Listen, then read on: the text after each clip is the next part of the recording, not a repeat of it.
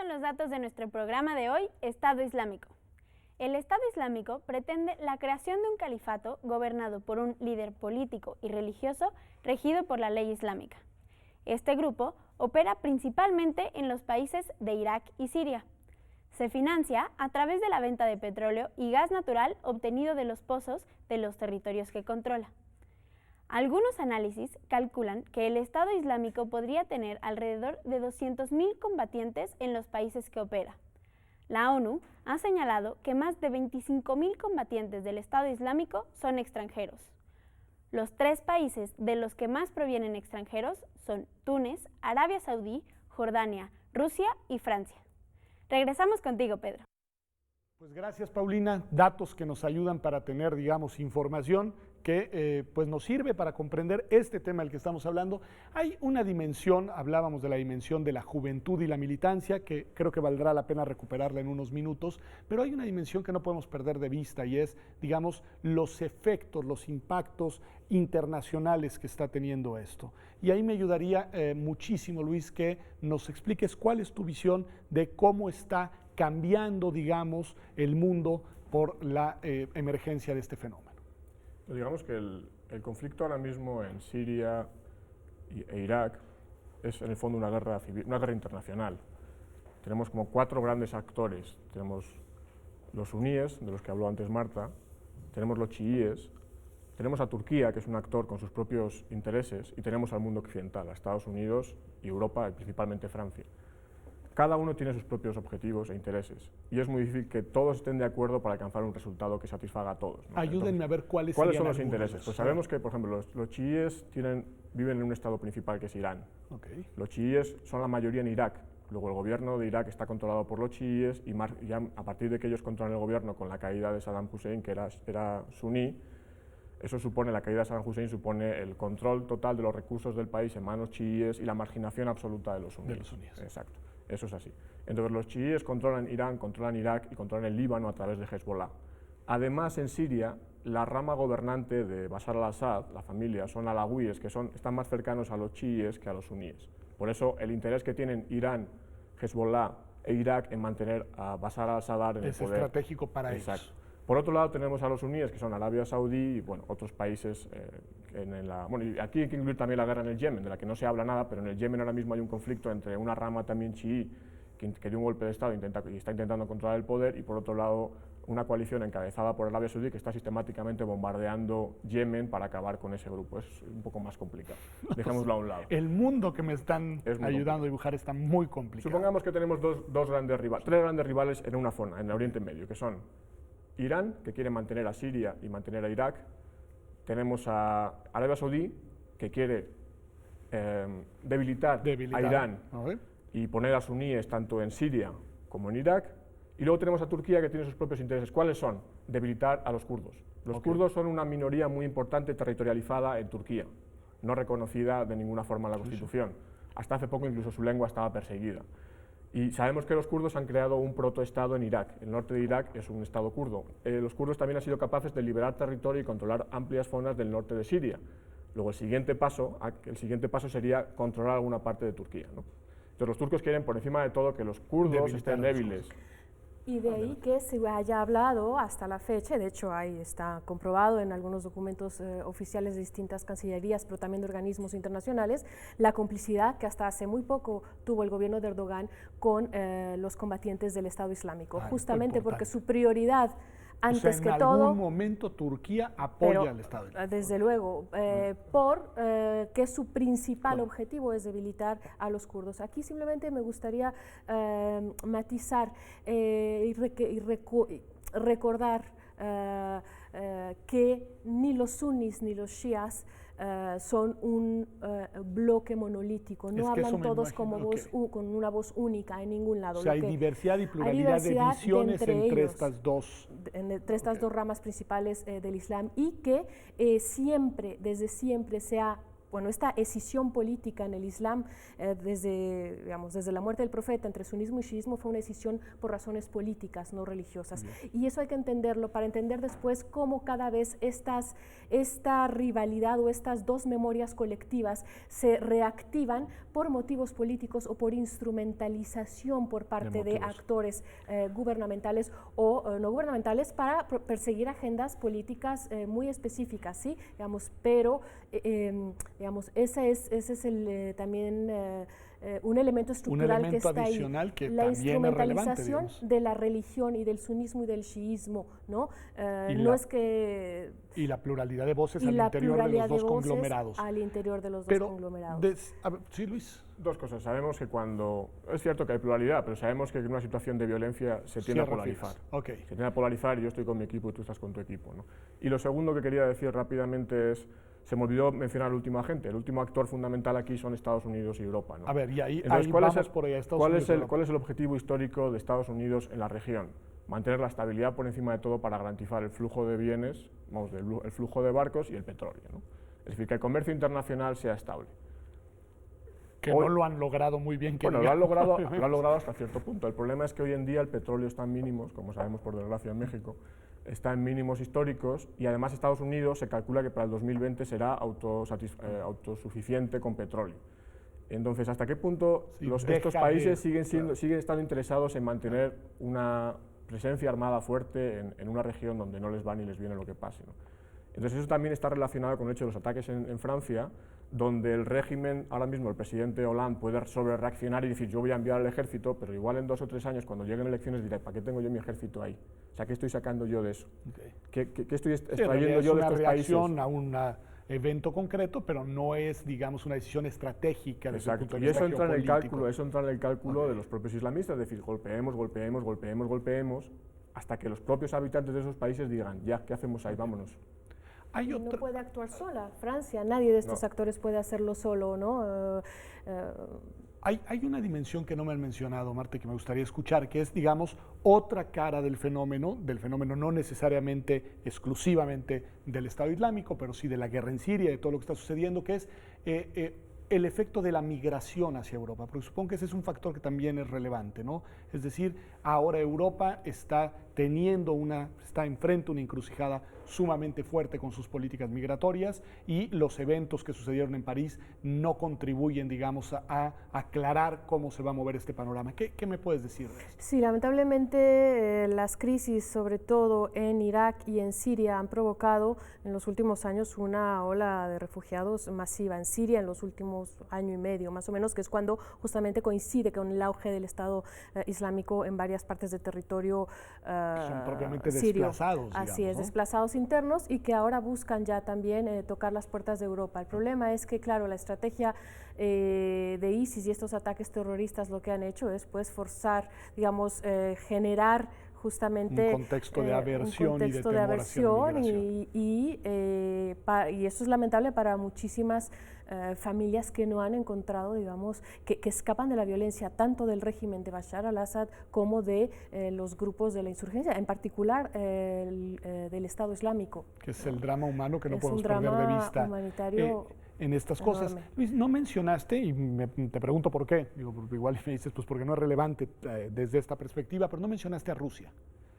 Bueno, Rusia es otro actor, ¿no? Que de repente ha entrado también al tablero, apoyando al bloque Irán, Hezbollah, Siria, y atacando a la oposición, supuestamente, según hay estudios, ¿no? Hay informes que dicen que los ataques, las bombas que ha estado echando Rusia afectaban más a la oposición secular que a la oposición del Estado Islámico y los otros grupos las otras milicias yihadistas que hay en la zona. También, ¿no? Entonces tiene una agenda propia. Su agenda principalmente es apuntalar al régimen de Bashar al-Assad, porque además Rusia tiene ciertos intereses militares estratégicos en el país, tiene como un par de bases, una base aérea y una base naval. Luego es ganancia de pescadores, como se dice, ¿no? Si Estados Unidos está contra el régimen y yo apoyo al régimen, ahí voy a sacar algo, ¿no? Y también elevar un poco este estatus que ha intentado recuperar, ¿no? Este prestigio como potencia también con capacidad de control regional. Así pero un tema que, bueno, porque escuchaba esto y decía, pero a ver, y el Estado Islámico ataca a los dos. tanto a Rusia como a Estados Unidos potencialmente. No sucedió nada en Estados Unidos, pero la amenaza es clara. Es decir, ahí pareciera que entonces confluiría, supongo, digamos, el interés tanto de Estados Unidos como de Rusia de no ser atacados y eventualmente de poder controlar este fenómeno. Bueno, Rusia desde siempre ha tenido una aversión y un temor de que, digamos, al contagio del islamismo radical en sus fronteras. Digamos, el trauma de Chechenia sigue ahí muy presente y desde luego que es un objetivo en su agenda, pero también es un objetivo mantener, digamos, pues es un poco un juego de equilibristas, sí, al régimen, a sus aliados principales. Se tiene un enemigo común y luego tienen ahí un punto de confrontación importante. Un punto de confrontación. Ha mostrado en algunos momentos, digamos, impaciencia frente a la intransigencia de su aliado, Bashar al-Assad, pero en general, digamos, pues quiere, digamos, su principal interés es mantener esta identidad del Estado sirio con el que ha lidiado desde hace y con el que ha negociado desde los años 70 principalmente, bueno, desde los años 60, y que conoce bastante bien. Entonces, de hecho, a Rusia, además del prestigio internacional que gana con esto frente a la ambigüedad y la falta de coordinación de las demás potencias occidentales y más allá de la convergencia de intereses que pueden tener los rusos con Estados Unidos, pues también gana, digamos, gana prestigio internacional y pues al final no le importa tanto si algunas partes del territorio en este momento siguen escapando del control del Estado, ¿no? O que representa el régimen de Bashar al-Assad. Aquí vemos lamentablemente la confusión entre régimen y Estado, que es, digamos, ¿no? Una confusión lamentable, pero bueno, y quizá inevitable en estos casos, en estos países, y pues ahí está la experiencia y las trayectorias de un país como Afganistán, en los que pues ya, digamos, un país que tiene años gobernado, digamos, algunas partes de ese territorio no están controladas por el Estado desde hace mucho, sin embargo se sigue hablando del Estado afgano, ¿no? Entonces, a pesar de que hay zonas fuera de su control totalmente. Me han hablado sobre todo de los actores, está bien, esa es la finalidad, pero los actores políticos y sociales y estatales, digamos, que han tomado estas acciones, estas decisiones, pero no hemos hablado de la opinión pública y me gustaría, si me ayudan a entender, cómo se está viendo esto en la construcción de los imaginarios desde los propios países, digamos, en la región y sobre todo desde Occidente y después de los ataques en París desde Europa. Luis. Bueno, la opinión pública en Estados Unidos, por ejemplo, es contraria a cualquier tipo de intervención en Oriente Medio, ¿no? Es contraria. Por el fracaso de Irak, por eso Obama lo que hizo fue sacar a los soldados y decir se acabó. Y de ahí viene un poco, por rematar el punto anterior, de ahí viene el éxito estratégico de Rusia. O sea, Rusia se da cuenta de que la estrategia de Estados Unidos, que hasta hace poco era derrumbemos al régimen, apoyemos a la oposición laica o secular, eso ya no funciona porque la oposición fundamental ahora es yihadista. Entonces Estados Unidos no sabe qué hacer, no puede enviar tropas, no puede apoyar al régimen porque ya dijo que el régimen era un desastre, había que acabar con Bashar al-Assad. Entonces aparece Rusia y dice vamos a apuntalar al régimen, vamos a llegar a... Digamos que el objetivo final es hacer una conferencia de paz donde de alguna forma se mantenga el régimen y se parcele el territorio en varias regiones, etc., ¿no? Entonces Estados Unidos no tiene ningún incentivo para entrar ahí, salvo que mañana haya otro ataque las nuevas Torres Gemelas y eso genere un cry and rally en favor de la violencia, exactamente, y se invada el país y demás. Pero eso no es hoy Estados Unidos, sí es hoy Francia. No. En Francia estamos en una situación, digamos, hay una sobrereacción después de los ataques.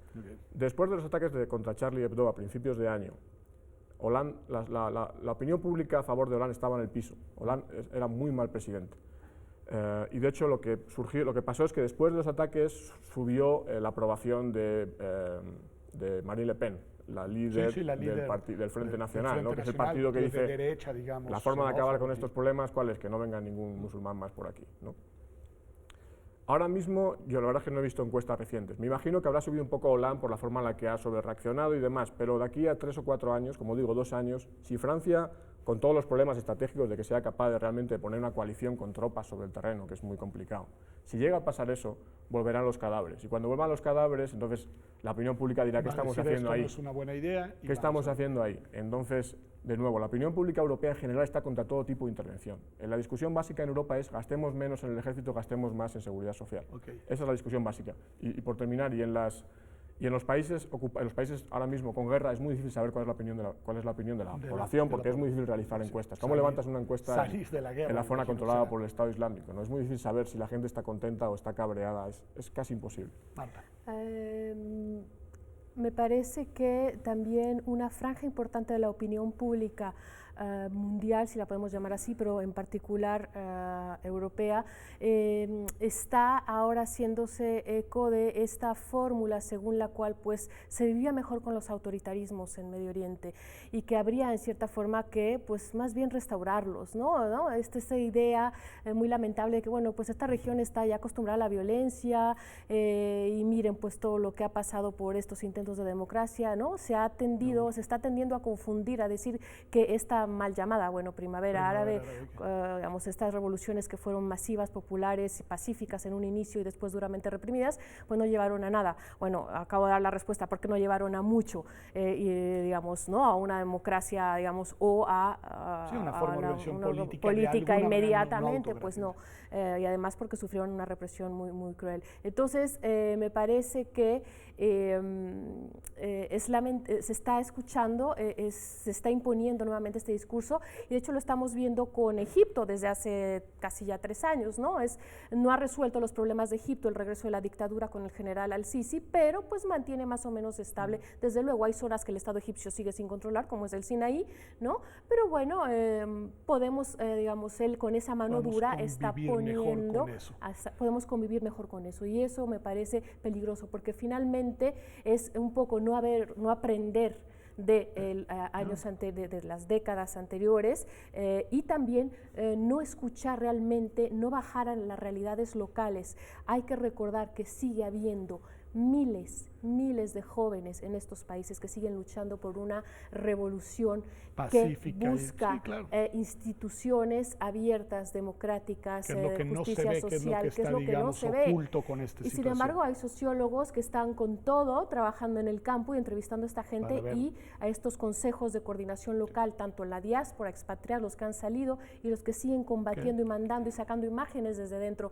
A esos es a los que hay que seguir escuchando. Esos tienen una base de legitimidad popular y política importante, no hay que olvidarlo. Y digamos, y si la historia no se ha terminado de escribir en estos países, en Siria en particular, es justamente porque estos jóvenes siguen ahí y sus familias, ¿no? Digamos, con esta otra agenda que no se conoce, ¿no? O no se escucha, de la que no se escucha hablar tanto. El tiempo es tirano y acaba de volar, pero me quedo con esta nota, Marta, porque es una nota al final de optimismo, es decir, de cuando menos decir, hay algo ahí desde donde se podría construir una situación diferente. Es decir, valdría la pena seguir analizando en todas sus dimensiones el tema. Yo creo que me gustaría verlos de nuevo aquí en Observatorio, porque además este es un fenómeno que va a seguir dando de qué hablar y que hay que tomarlo con la seriedad con la que ustedes nos han ayudado a mirarlo. Muchas gracias, Marta. Muchas gracias, Luis, por acompañarnos aquí en Observatorio, y de nuevo se los vuelvo a decir, espero verlos pronto de nuevo acá en nuestro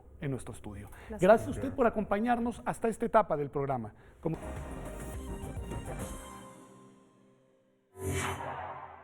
La principal conclusión que tengo del programa del día de hoy es que lo que está sucediendo en Medio Oriente y que nos afecta a todo el mundo es en verdad sumamente complejo. El debilitamiento de los estados y de los gobiernos en la región y las intervenciones militares, sobre todo Estados Unidos, han generado un contexto de caos, de destrucción y de fanatismo que solo se podrá revertir a través de las medidas del diálogo, de la colaboración y sobre todo, nos decían nuestros invitados, de la reconstrucción de una identidad orientada hacia la paz y no hacia la violencia. Gracias por habernos acompañado. Esto ha sido Observatorio y nos vemos, como todos los martes, la próxima semana aquí en TV UNAM.